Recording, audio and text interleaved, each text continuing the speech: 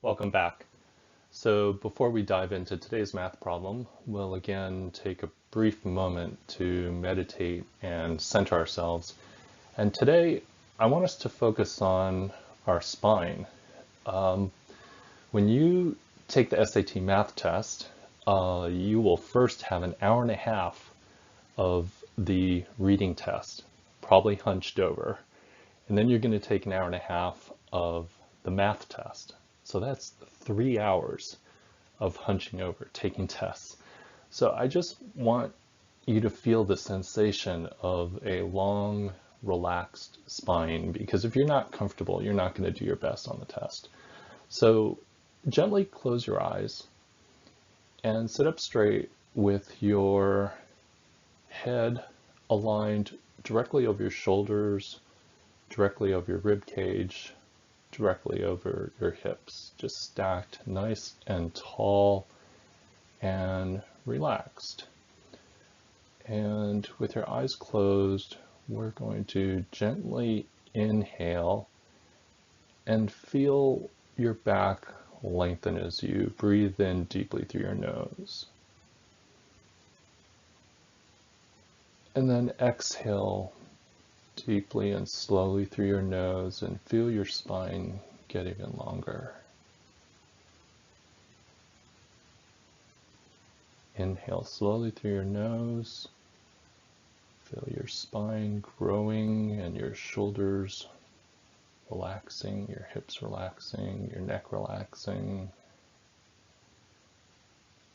And exhale slowly through your nose and just feel the tension release throughout your body. Breathe in deeply again, and as you inhale, just feel the air going and traveling the full length of your spine. And exhale slowly through your nose. Feel yourself relax. One last inhale. Inhale deeply through your nose, feeling the air traveling down to your belly and expanding your belly. As you exhale through your nose, see how slowly you can let the air out as your body relaxes.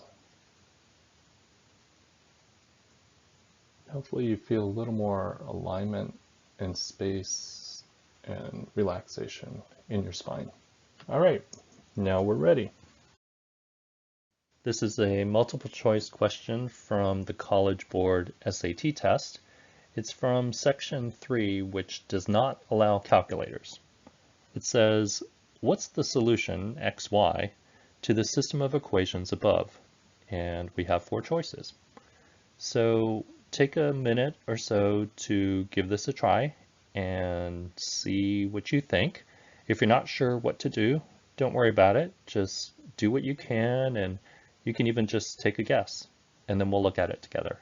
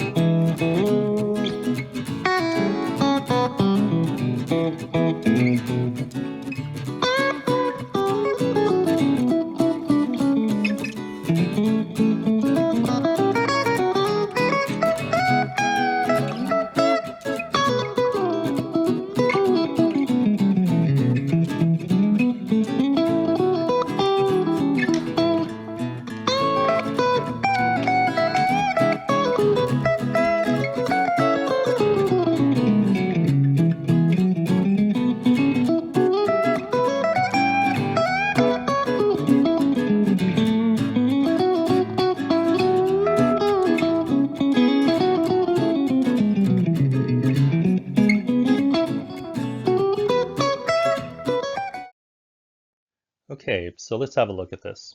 So there are a couple of different approaches that we could take. The first is to fully solve the system of equations. So what that means is I could combine the equations or use substitution and find the precise values of x and y that make both equations true, and then find the matching values in the 4 choices. So that's probably what you do in math class a lot, but I'm going to hold off on that because that's going to be pretty time consuming. And it doesn't take advantage of the fact that I have a multiple choice question here. So the second thing I could do is I could actually test values. So each of the choices and the answers provides me with a candidate X value and Y value.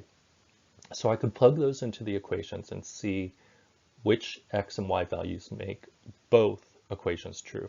And that's a very good approach because that'll allow me to eliminate which of the answer choices doesn't work. But I'm going to actually hold off on that as well. I want to show you a third strategy that entails being a little clever. So I've mentioned this in past videos that SAT math problems are contrived, meaning they've been very carefully designed, almost like a puzzle. So let me show you what we can do, and I hope that you can see that it may be an easier and faster approach. So I want us to focus on this. Notice that half of the choices involve saying that -6 is the Y value, and half of them involve other values. So if I can look at whether -6 is a viable value for Y, I can decide which 2 answer choices is viable. If -6 is a good value for Y, then I can look at C and D and I can eliminate A and B. If it turns out that -6 is not a viable choice for Y, then I can eliminate C and D and focus on A and B. So let me show you what I mean. So we want to figure out whether -6 is a good choice for Y. So what I'm going to do is I'm going to first just rewrite the first equation. So I have 3x plus 4y equals -23. And if I look at the system of equations, I want the x to go away so that I can solve for y. And I notice in the second equation that I have a -x, which is great because I can then multiply both sides of the equation to make it go away when combined with the first equation. So let me show you what I mean.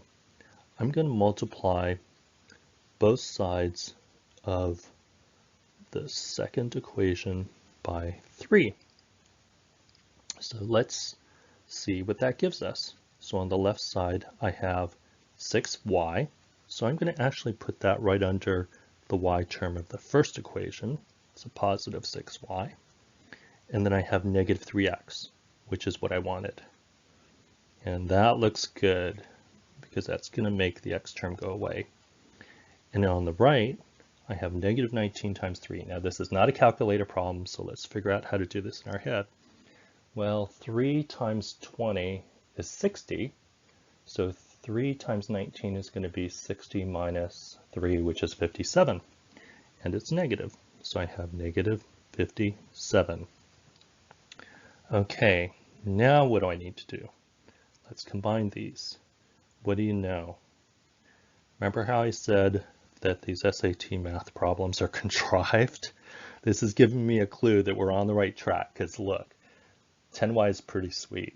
I love numbers that end in 0. And what do you know? When I combine these two, I get a number that ends in 0. So -23 plus -57 is -80. With me so far? Okay, this is looking really good, and I'm going to show you why.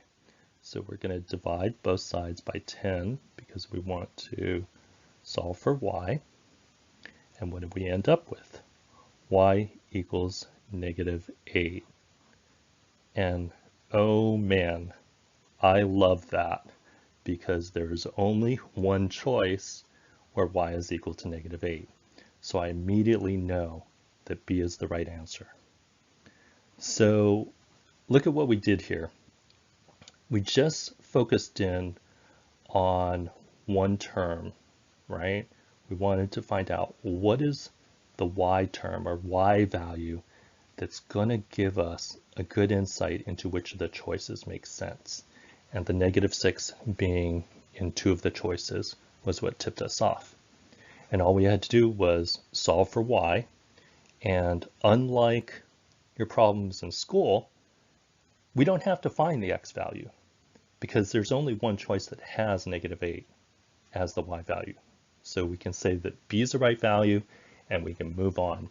If you wanted to check, if you had time, you could plug in 3 and -8 into each of the equations to make sure that it makes it true. But you're not going to have time to do that on the SAT, and your time is going to be better spent focusing on other problems to get the answers for. So I hope you enjoyed seeing this strategy. If you have any questions or any suggestions or requests, please feel free to leave them in the comments below. And if you subscribe to this channel, you'll be notified of new videos as they get published. I enjoyed working together, and I look forward to seeing you again next time soon.